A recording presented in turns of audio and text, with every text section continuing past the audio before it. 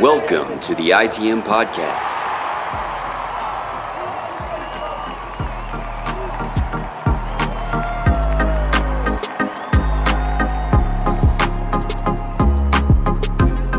This is episode 358 of the ITM Podcast, the official Boston Red Sox podcast of the state of Michigan. My name is Joey Copponi, that's Scott Neville, and the Boston Red Sox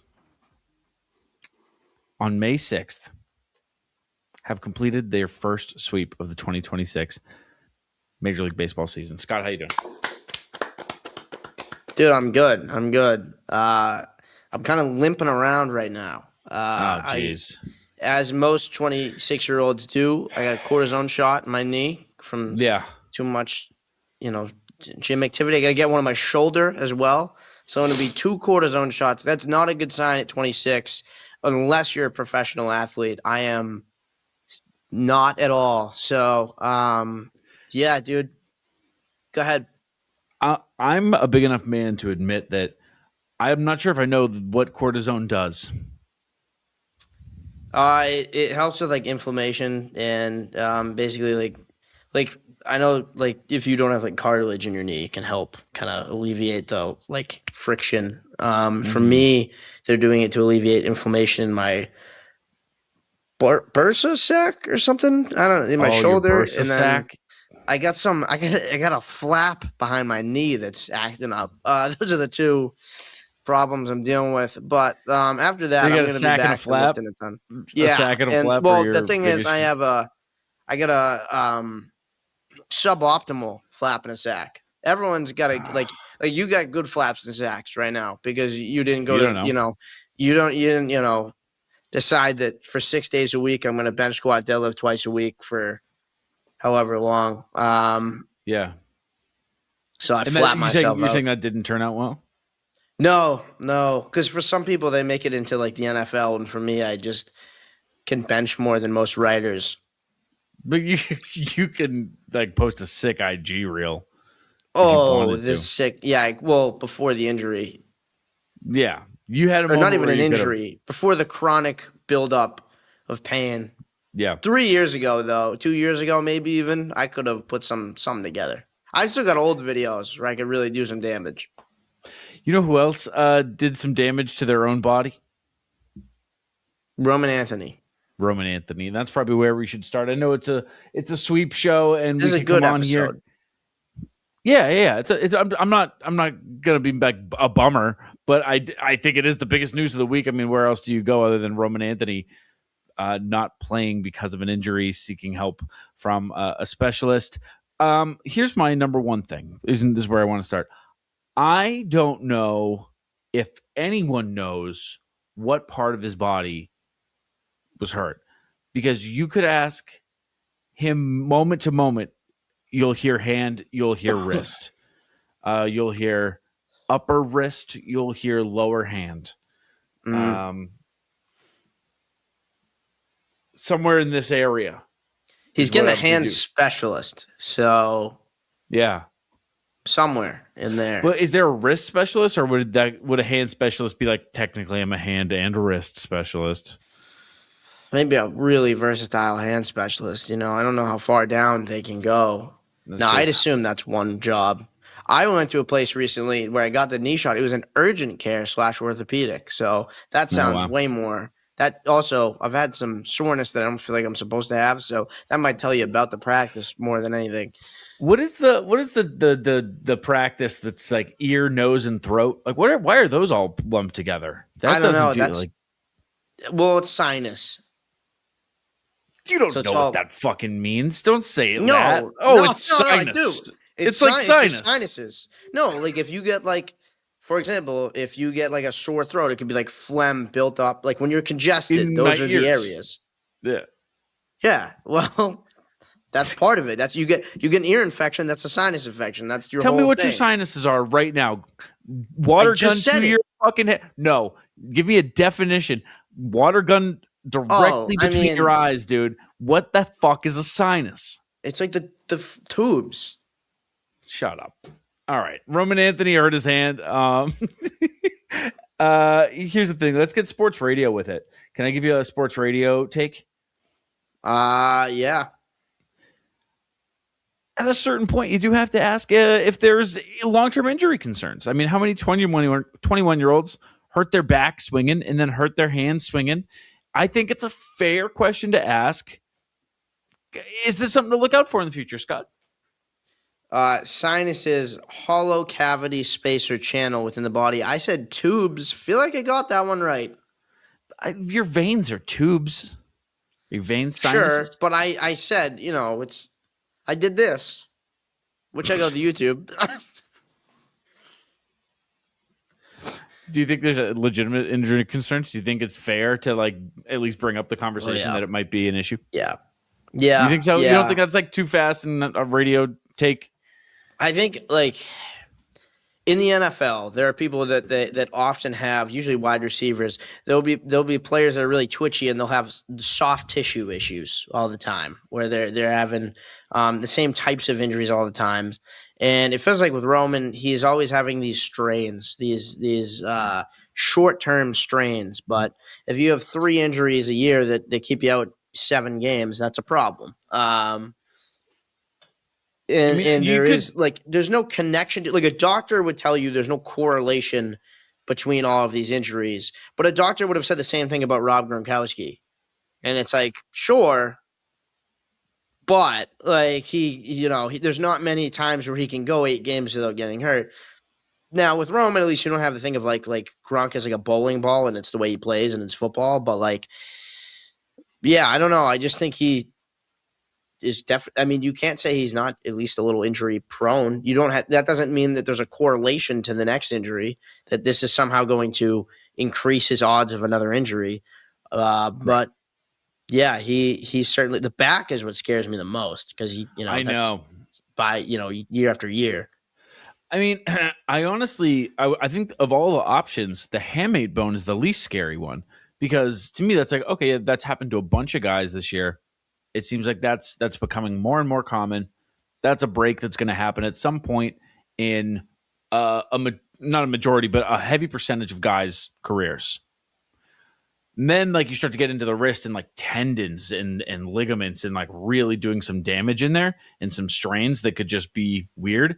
A chronic wrist issue, not fun, not great. Ask Xander Bogaerts. And then you get to the back, which, any kind of core structural, whatever. If that, especially, dude, I've thought about this. He's DH. I don't have the numbers in front of me. It feels like he's DH'd more than anybody this year. I wonder if there is concerns about the back and then they want to keep him off his feet a little bit, which is not how you should be feeling about a 21-year-old super athlete.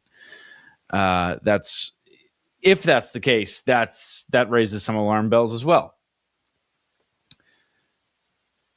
I just don't want to. I don't want to have any negative conversations about Roman Anthony, and it sucks that it's been a couple of times already this year. We were talking about what was up with the arm. Now there's an issue, with injury concerns. Is it going to be, every year we just expect that 2 or 3 times he's going to take a 5 to 10 day stint? That sucks. I don't want to talk about any of that. I just want to talk about Roman being good at baseball and hitting baseballs hard, and instead.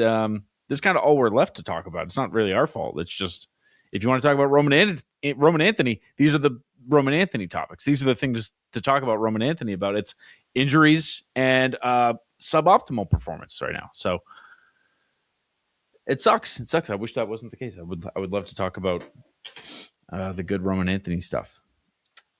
What is good? No, that's a horrible transition. Here's some good news. Some good injury news. Sonny Gray came back.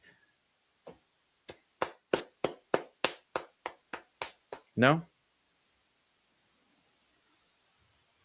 You didn't want to clap. Oh, you can't hear me. Or your mic isn't working. It's the mic. I'll keep it rolling, dude. Don't even worry about it. You sit there for 45, 55 minutes, and I'll take care of this. Sonny Gray did return off the IL with a 5-inning, 4-hit, 2 walk, 2 strikeout, 0 run performance. the bigger news here is not how Sonny Gray looked. It's not his final line. It's not any of that.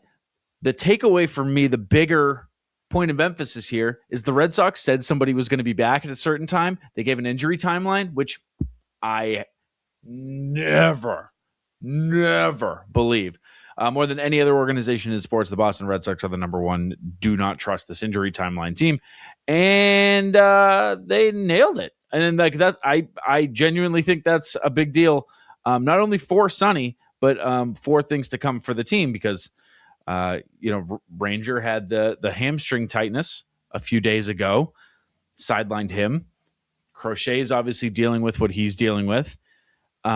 If we are to believe what the Red Sox tell us, which I would never advise, but given the circumstances, given their one recent victory, I will say let's give them the benefit of the doubt, hypothetically here, then they would be due up the next time through the rotation. So they would both be missing the minimum and back in the coming days. And that would sure be wonderful. Dude, well, Scott isn't even here yet. I forgot. Just speaking into the ether, I entirely forgot that Scott is not here. But Sonny Gray, I don't know how worth it is to like get into the weeds of Sonny Gray because not to be negative here on a show where the Red Sox did just sweep, but Sonny Gray is kind of a top candidate for a guy who could be here for another 2 months. And that it stinks to be looking around at the team and thinking that, as the Wilson Contreras, Marcelo Meyer story was kind of going on last week, that was running through my head. Like, do I need to care about Wilson Contreras, or is he just out the door before I can even begin to give a shit about the guy? So, that's been kind of how I've looked at Sonny Gray is like, do I need to care about you, or are you here? Are you just wearing that jersey as an audition to a playoff team this year? In which case, how can I begin to really care or evaluate Sonny Gray? Right, Scott? Oh boy, let me tell you how much I don't hear you. Now? Yeah. Okay. I muted to cough, and then it just refused to let me unmute. I unmute the button. It goes purple when you like mute, and then it goes back to blue when you unmute. It just wasn't going purple. It was just staying blue, but it muted, and then it wasn't unmuting. It was.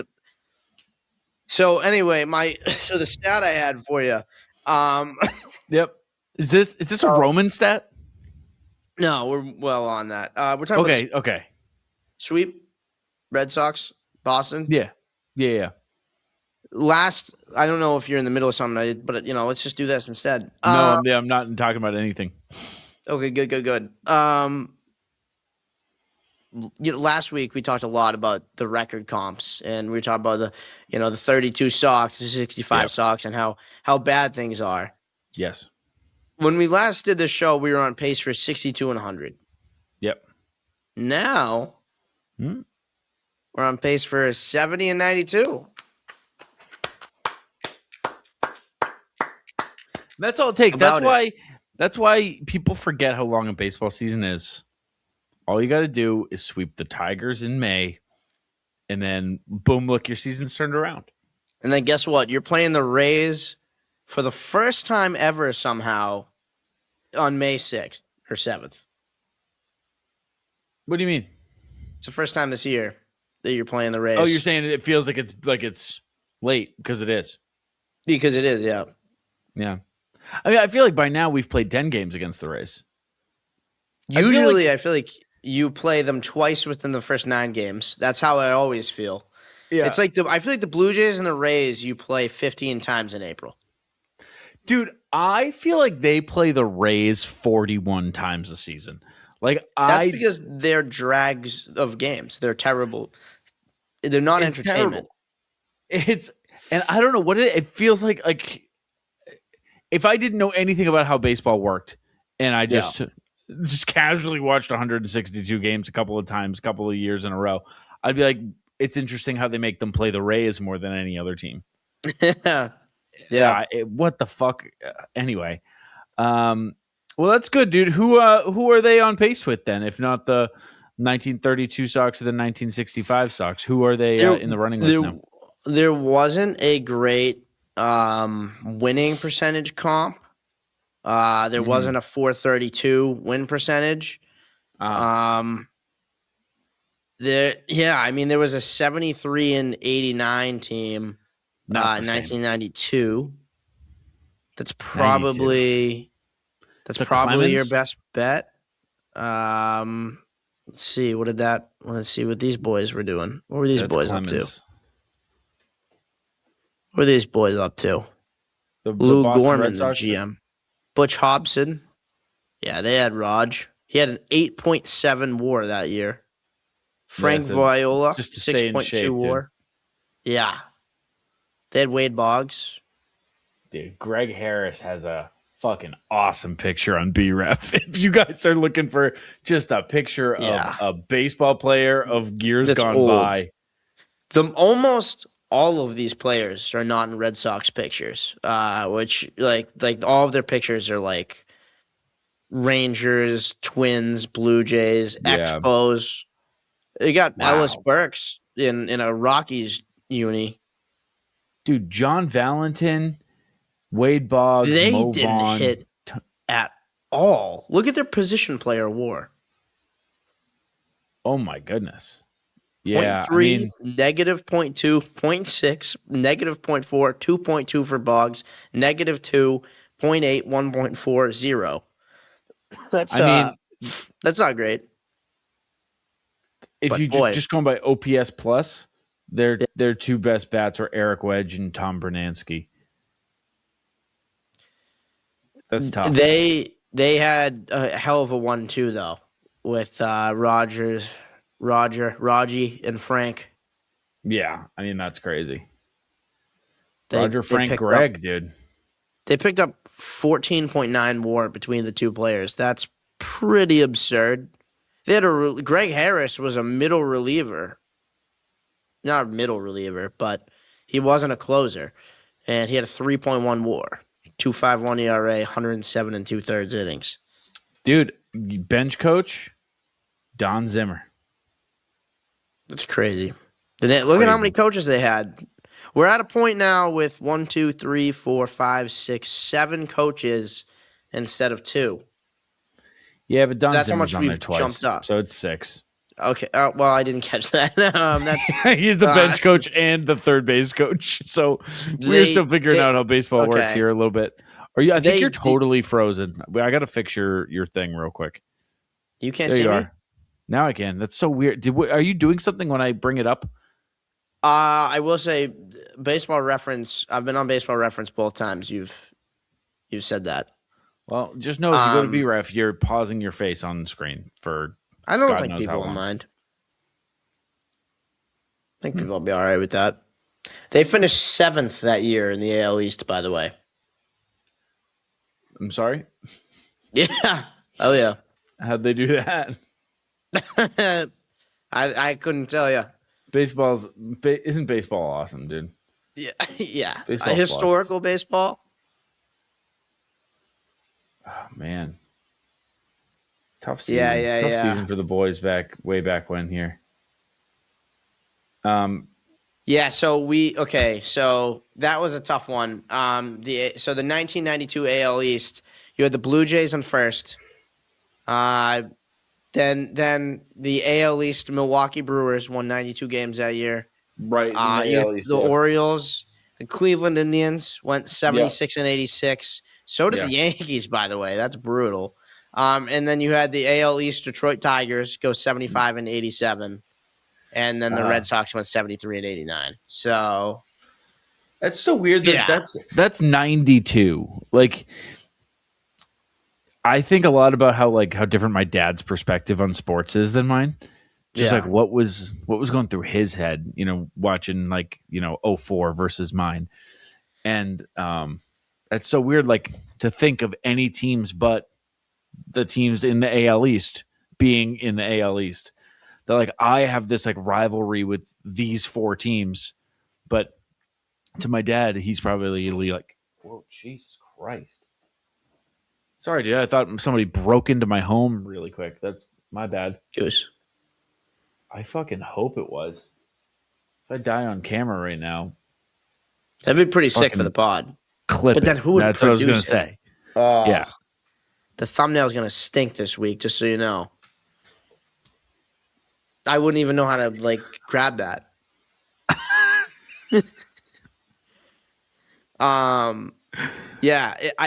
I tell you confidently, I didn't even learn and forget that at one point the Milwaukee Brewers were in the AL East. I have never known that.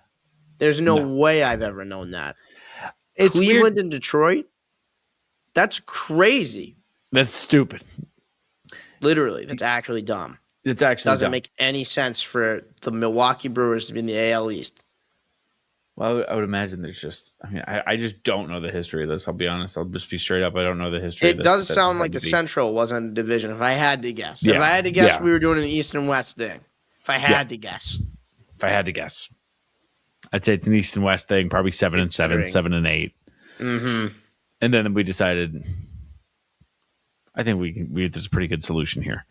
It seems like there was 5 before and then after, so I'm very curious what happened there. Maybe they just said, screw the Central, and they said, nah, we gotta miss them. Nah, come on. Or the East said, get them out of here. We don't want. I'm sick of these guys. Dude, speaking of being sick of these guys, Framber Valdez. I was wondering if you talked about that in my absence. No, I talked about Sonny Gray and how I don't know if I can actually. You know what? Let me actually tell you what I said, just in case that you have something to say back to it, but don't feel like you have to. Well, I was making a point that I don't know if I can even care about Sonny Gray because part of me, despite this being a sweep show, can't help but think Sonny Gray is kind of a prime candidate to be gone out of here in 2 months. So he certainly is. If they stick on the 70 and 92 pace, but maybe we'll screw around and be 500 and they'll keep them. They would have to win every series through the rest of May, 2 to 3. They'd have to win 2 of every 3 game series. Yeah, I got it. Yeah. This is the Chad Sox through the rest of May. I did the math out. So. And that's if they split the Rays series because it's a 4-game series. That was all. That was all you missed. Framber. They got Valdez. that in June. They'll be fine. Then they'll be all right. Oh, can I wait? One more thing. Yep. One more thing on Sonny Gray. Yep. You should root for him then for prospect capital if you think he's going to go. I know it's not that exciting, but it's like imagine if you got a haul. Yeah. That's the best case. Yeah. That's also a lot of faith in Craig that he views assets anywhere similar to the rest of the league. They're going to be buyers. They're going to be buyers. You're right. They're going to be buyers. Framber Valdez isn't a dumb idiot. Let's talk about it really quick. Should I play the song? Sure. Yeah, the Framber song. It's time for Let's Talk About It. Let's talk about Framber Valdez. Wow. Where do you start? What a silly little goofball. You gave up a bunch of home runs and then you drilled Trevor Story and then the bench is cleared and then you got tossed and then you got suspended and in turn got your manager suspended. Stupid. I think my biggest takeaway was I was embarrassed for the Tigers broadcast because everybody and their mother was like, it's obviously what happened here. Yeah. He's getting shelled and he hit kind of like the leader of the team, the star of the team. And who went up next after back-to-back homers and like 10 earned runs. I love, there's so much I love about this. In order, Middlebrooks was aggressively talking trash, and I was a huge fan of that. That was he forgot he wasn't on the team actively in that moment, and was just letting it fly. Loved that because he was 100% right with everything he said, and and he kind of even got OB a little fired up in a way that he wouldn't have had he been with another Uke or something. And I love that. That very much felt like you want the regional broadcast to feel like a homer, situation, and that very much felt like that, and especially when the team is in the right. Loved that Framber didn't object at all, didn't get in the fight, first of all, didn't get in the fight at all. Like, that was so wimpy, and then got ejected and didn't have any pushback. And then after, just like was like, no, I didn't do that on purpose, but like in the moment didn't care at all. Did you see the actual like video of Framber talking? That was awesome because I didn't know what was going to happen. I didn't know about this little inkling at the time, but the way the reporters went, "Hey, did you do that on purpose?" And he went, "No, I could see why it looked like that." And they go, "Hey, that's the first four-seam fastball you've thrown all year, though." And I was not ready for that. And I was like, oh, well, I mean, like, it was obvious, but that's very funny. And then he was like, I was just trying to change it. I threw one in the bullpen, too. I was just changing it up because it obviously wasn't working what I was doing before. So, no. Just threw it right in between the numbers. Most accurate pitch I threw all night, guys. That was very funny. We know when he wants to nail somebody, he can do that. I mean, he's hit his own teammates before. Like, that's his rep, and even Story alluded to that a little bit, which is funny. I love that Brooksy went right to it too. Middlebrooks wasted no time to be like, "Oh, he's pissed now. Like, watch out if you're his catcher." No, that was one of his best lines. Do you want to get into the AJ Hinch stuff? Because I actually gained a ton of respect for him. I do. And that's kind of why I was mega embarrassed for the Tigers broadcast, especially, was the fact that they were trying to be homers on their side and be like, how they're complaining their way into an ejection. And then immediately AJ Hinch, when asked, was like the manager of the team didn't come to the defense of I have his player. You go, okay, perfect. Yeah. Do you want to read it? He said, "We play a really good brand of baseball here.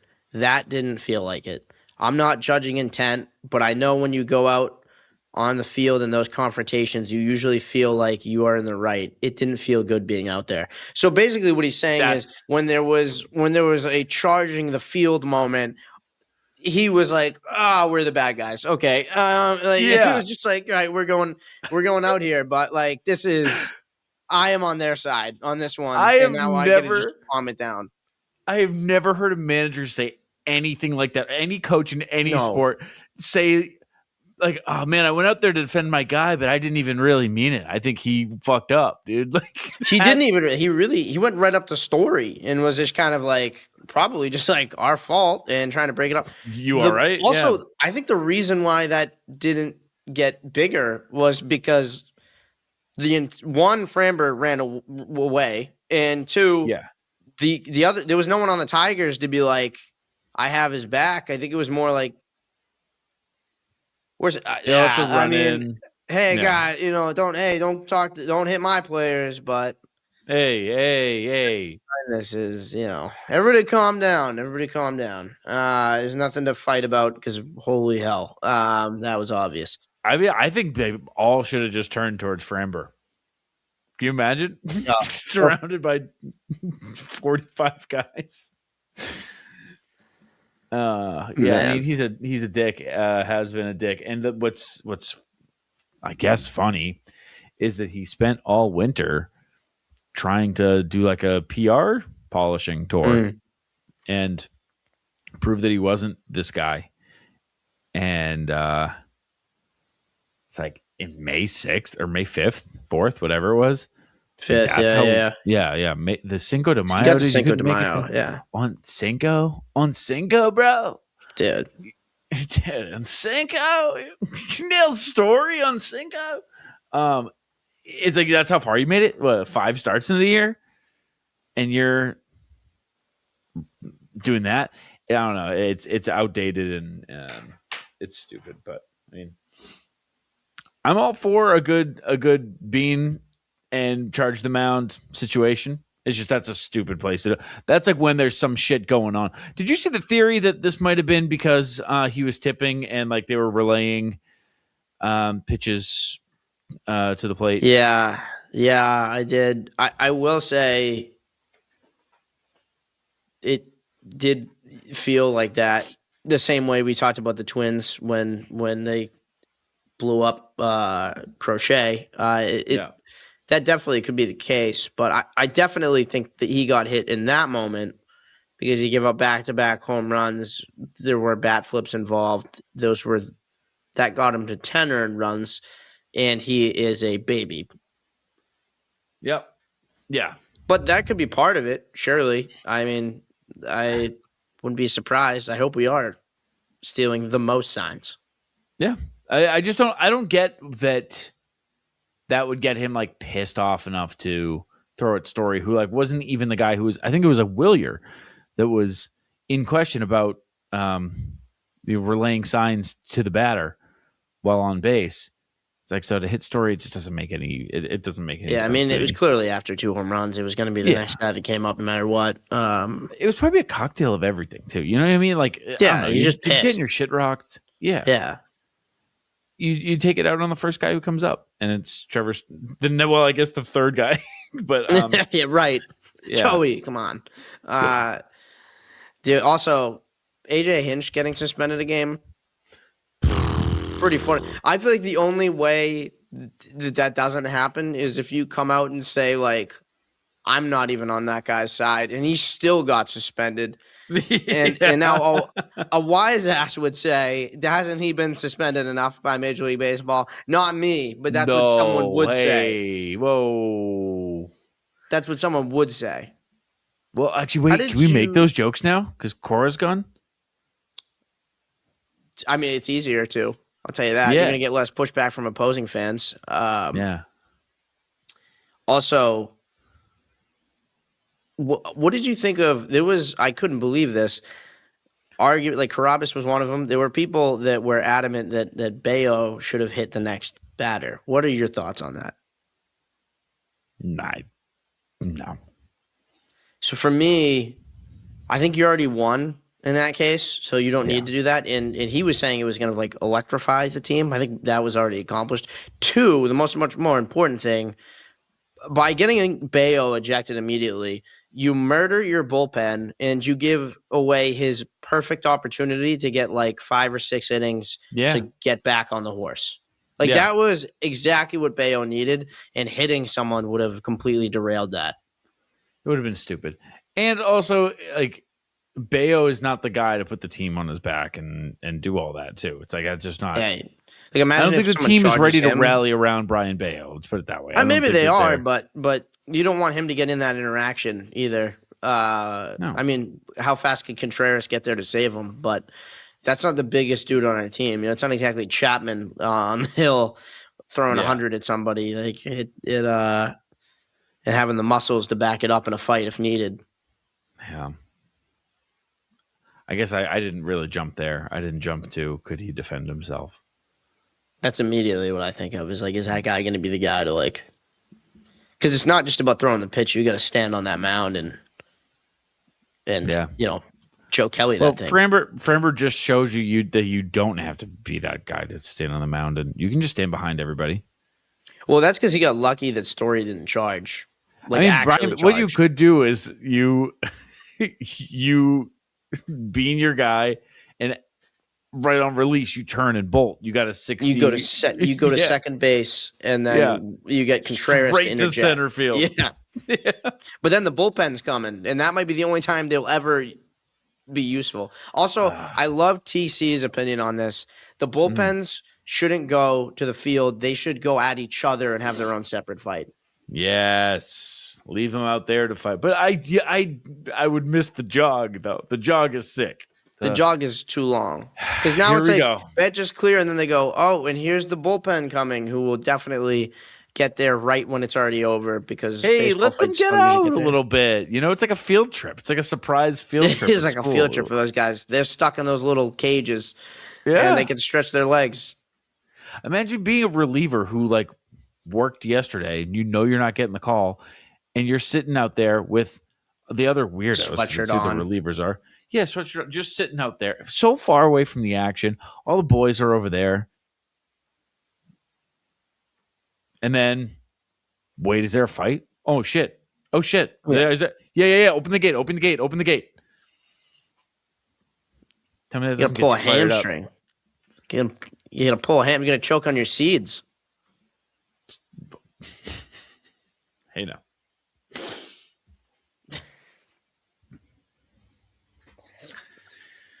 Jeez Louise. Here's my question. I had one more thing about the last thing on Framber was just to the broadcast again, who was saying that the Red Sox complained their way into getting that ejection. I love the baseball IQ that it takes to be the Red Sox, what they're trying to do is get Framber out of this game. I know he's given up 10 runs in 3 1/3 or whatever, but I bet they want him gone. What is the thought process there to be yeah, the Red Sox are pulling every string they can to get that guy off. They probably were arguing the opposite. Yeah. Hey, there was no intent there. No, let him stay. Yeah. I can't imagine if they did give him a warning, what he would have done next. Yeah. I don't think it would. I think it would have taken him one more pitch. Would he have just left? Would he have hit the next guy? What would he have done? Faked an injury? What would be the next step there? Because he wasn't finishing that inning.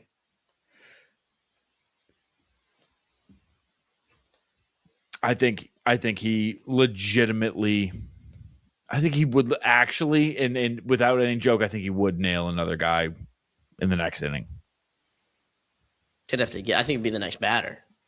You think so? Actually would have gone out. I don't think he would have thrown another competitive pitch. He was done.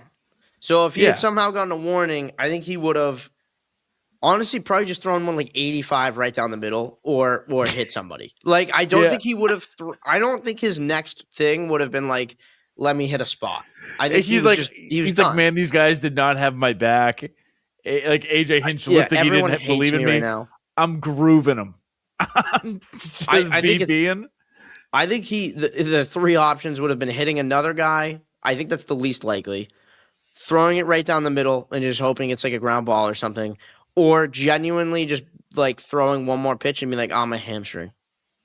Mm-hmm. Yeah. Yeah, I mean, he was done. Anyway, that's the Framber Valdez experience. And I think this officially it supersedes his performance on the mound, because up until this point I really did when Framber Valdez's name comes up, I didn't think about crossing up his catcher, and I didn't think about the PR tour. I did just think he's a very good pitcher. Yep. Yeah. And now it's from here on out the definition of Framber Valdez in my head is definitely wrapped around this kind of shit. So certainly that has forever changed. Now, do we do a series MVP because they swept? We haven't had to do one of those in a while. I thought we canned that, but I also don't think we've had the opportunity. Yeah. So it's just can it. Yeah. All right. But if we were to do one, we're done with it this year, though. We're not doing it anymore. Yeah, no. But I would say that Cedon would probably be a pretty strong answer. Yeah, without looking at the numbers, that makes sense to me. Yeah, man. Will, you're up there, but how did Marcelo do? He didn't make enough impact, but. Oh, buddy. He's got an opinion. Marcelo still has character concerns. People overlook it. They're too focused on Roman's injury. 3 for 7, an RBI, 3 Ks, right. a walk.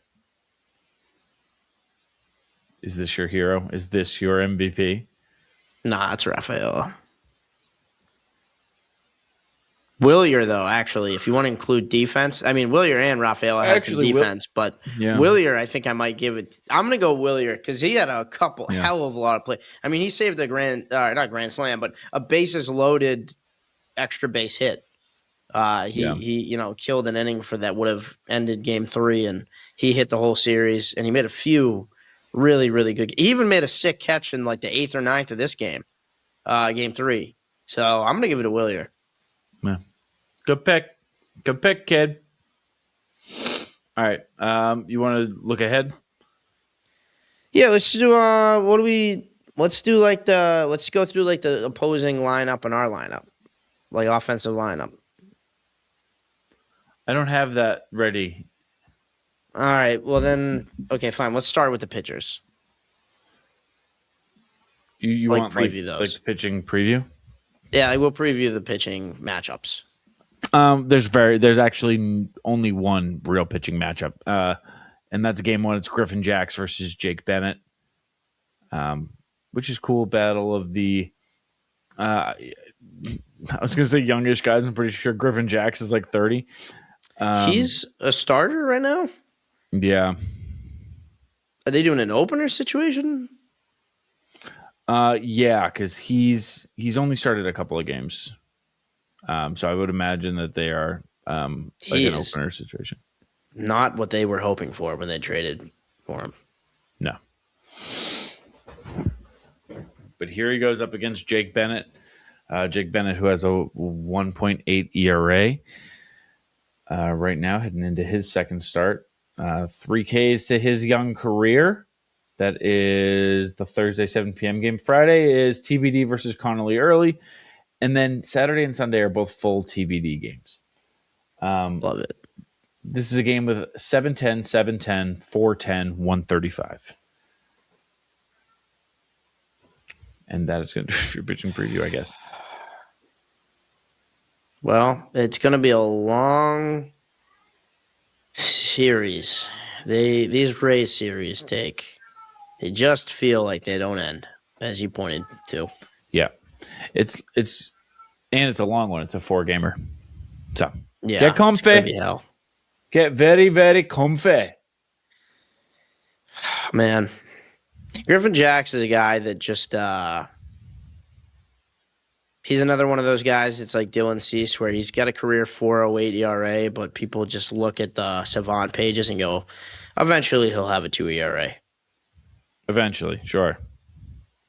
He did do it, to be fair, in 2024. He had a 2.03 ERA. Speaking of guys exactly like that, except the opposite, Ranger, do you think Ranger makes his start? Because this is one of these is supposed to be a Ranger start. I'm going to be completely honest. I have no earthly idea. Like, it'd be a complete and utter guess. I think the fact that he's not on the IL yet is a good sign. But I don't think anybody knows the answer to that question. I think there's a decent sized shot that they put him on the IL retro. They still could do that, but you would think they would have done that by now and grabbed the extra reliever for the time being if they were going to make that move. Or, I mean, I guess if it's a starter, you can wait it out and see what they would do. I don't even know who they would bring back. They got totally up. Yeah. Who did they send down for Gray? Yeah, I was gonna say it's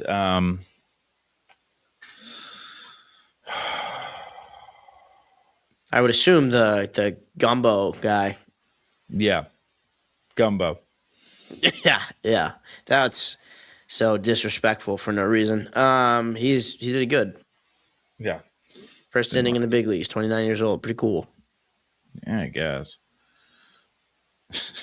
Yeah, whatever. If you're into that kind of thing. Yeah, I guess. Yeah, Major League. Yeah, I guess if you like pitching or whatever and you like baseball. Sure. Whatever. What are you thinking? 4-gamer. I think it's the most obvious split of all time. I was going to say that word for word. Yeah. It is so obviously a split. There are going to be times during this series where we feel like, Jesus Christ, they look like shit. They're going to get swept. And then there are going to be times we look at them during the series and go, wait, are we kind of back? The Red Sox have it going. Do they play different under Chad? Did he just need to get his feet wet a little bit?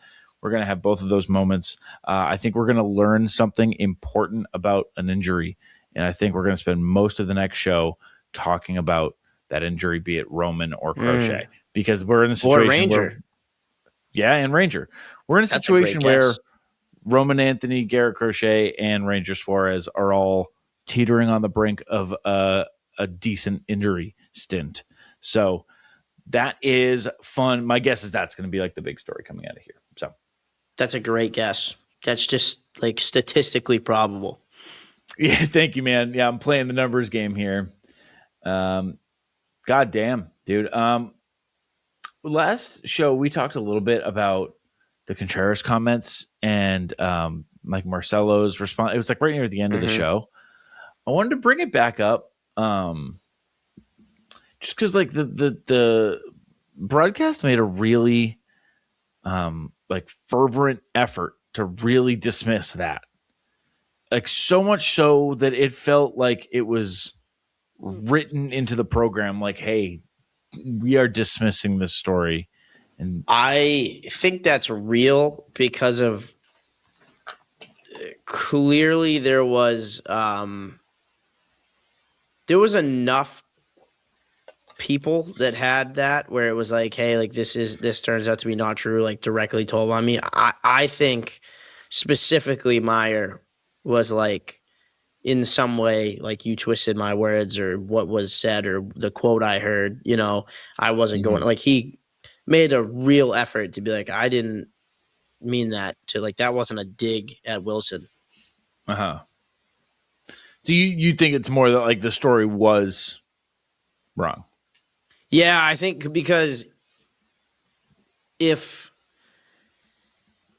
like, I don't know, if like the Red Sox were trying to like smooth this over, that would be one thing. But it did seem like it came from the players. Like honestly, one of the bigger things for me is like Jared was on the forefront of that, and that's where you hear it from a player, not he's not getting that from Sam Kennedy. He's getting that from Meyer or something. You know what I mean? Like someone on the team, Trevor Story, like someone that's telling him that. And I think that was like a real like, hey, we need to fix this. You don't think so? I don't know. I think it matters a lot whether or not, because there's no video of Marcelo's quotes, right? I don't think so. I don't know if there's video of. I think there was video of Wilson's. I don't think there was of Meyer. I might be wrong, but I think it matters a lot of like what was said to him.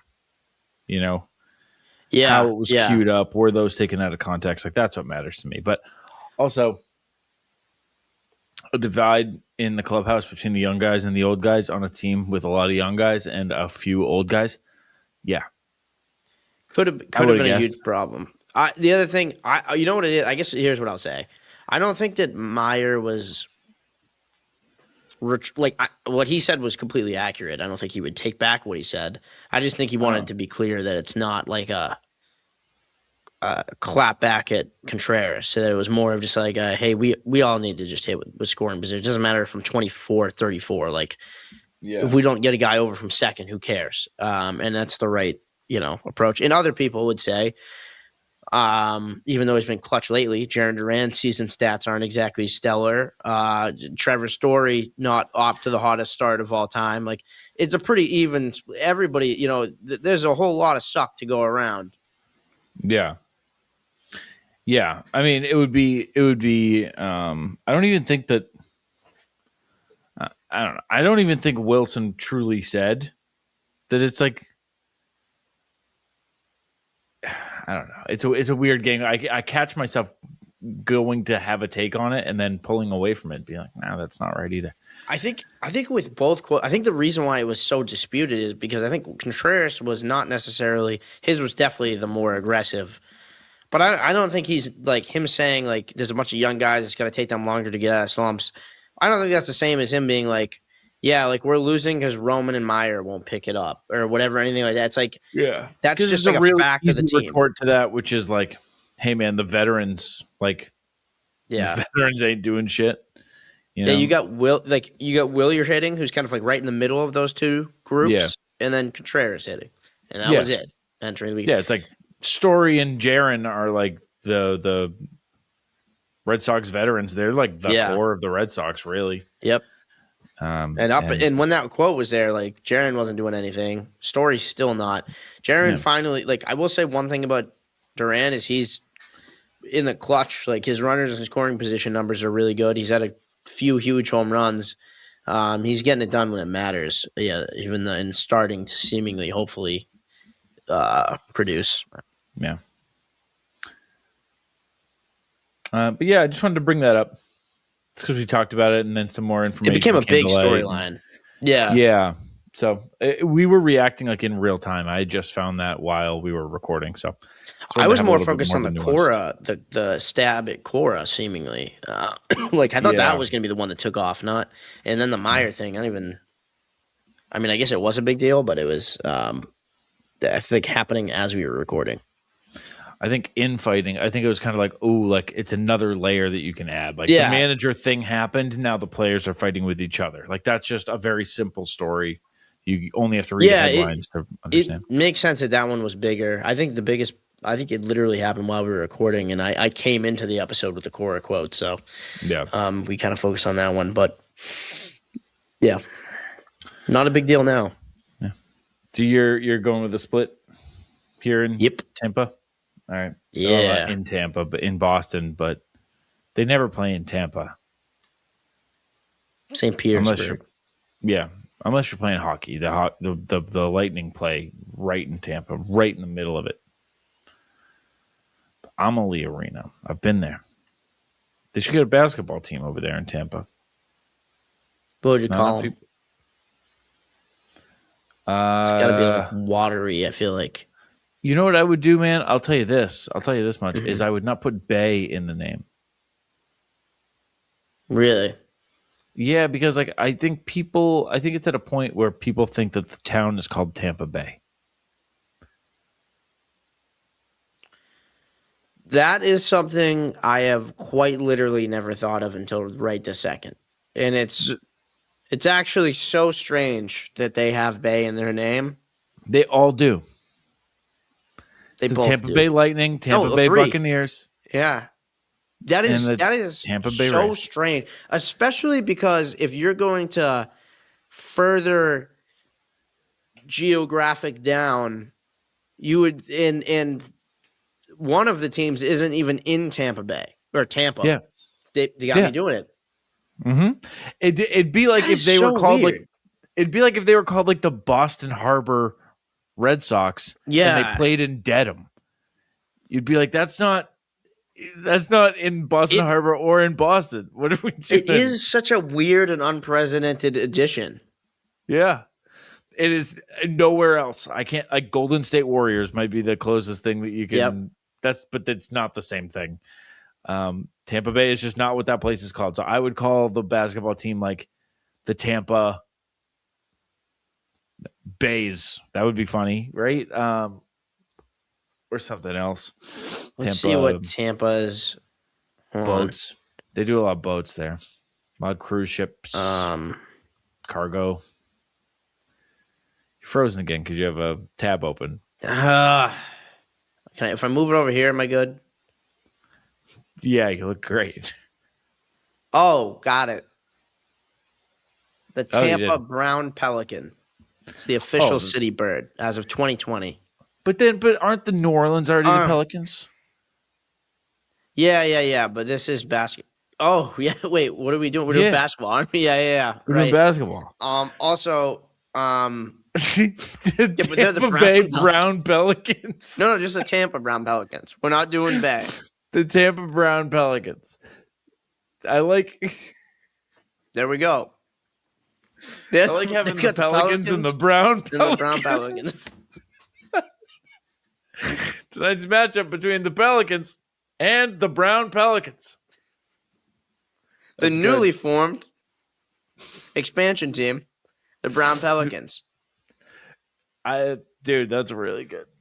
That's really good. No, well, New Orleans should go back to being the Jazz. But then you'd have to change Utah. Yeah, so that would ripple effects I there. say move the Utah Jazz to Tampa. Keep them in the Western Conference. And then they switch names. And then they trade names. They become the no. What? Yes. Yes. Yeah. There you go. Oh man. The Brown Pelicans, you could do a logo with these bad boys. Yeah, they good looking boards. They're birds. Nice. They're only 6.9 pounds, but they're big. They're not birds. Brown. Thank you. I'm glad you said that.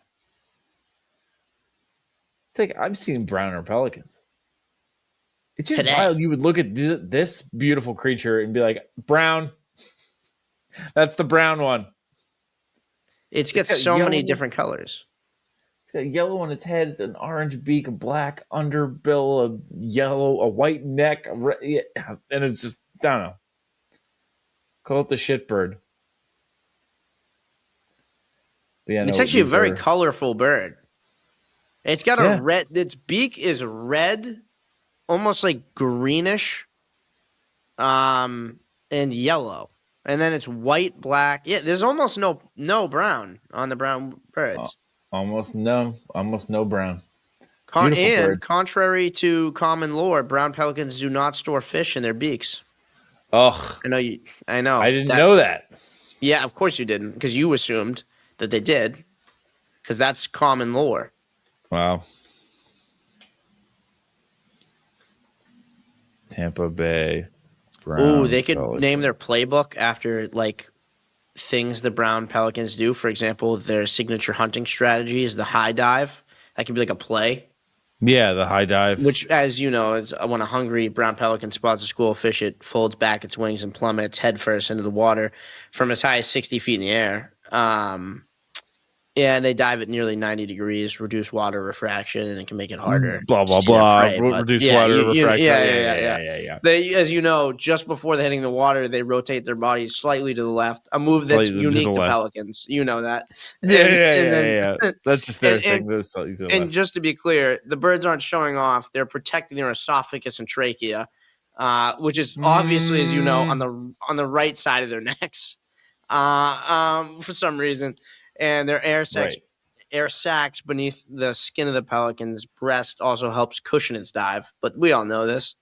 Yeah, of course. Yeah, they got a 2-part stomach. That's the most insane thing I've ever heard. Cows got 4, don't they? I don't know. I don't know, man. Yeah. Follow us on the socials at ITM_pod. You can follow me at Joey Copponi. You can follow him at Scott Neville. Hey. One last thing. Yeah, please. Everybody that said, Roman Anthony got hurt because he saw there was an 80-degree wet day and wanted to go back to Boston and hit up Cisco, that's messed up. It's funny. It makes sense. It's topical. But I didn't appreciate that. I'm sure that was just because it happened, and I'm sure that's what he did with his day, doesn't mean that that's why he did it. It's just a side of it. Like, if he's already back, I'm sure he's going to go. Yeah, it's 80 degrees in Boston. It's not why he got hurt, but also, is that going to prevent him a couple jokes? Prevent him from a beautiful day at Cisco Brewery, right in the middle of Seaport? I assume he goes to the Seaport one. The Fenway wanted to get hectic for him. Yeah. It's also better. Anyway, go ahead. We'll do the thing. Oh, I'm Joey. Follow him at Scott Neville 46, just like... How many beers Roman Anthony's going to have at Cisco? What's going on, man? Can you hear my cat screaming? I can't hear that one. He's far away. All right. You need your cat. I got to get out of here. Follow us on the socials. Go sub on the YouTube, and we will see you after this thrilling 4-game series against the Tampa Bay Buccaneer Rays. Brown Pelicans. Brown Pelicans.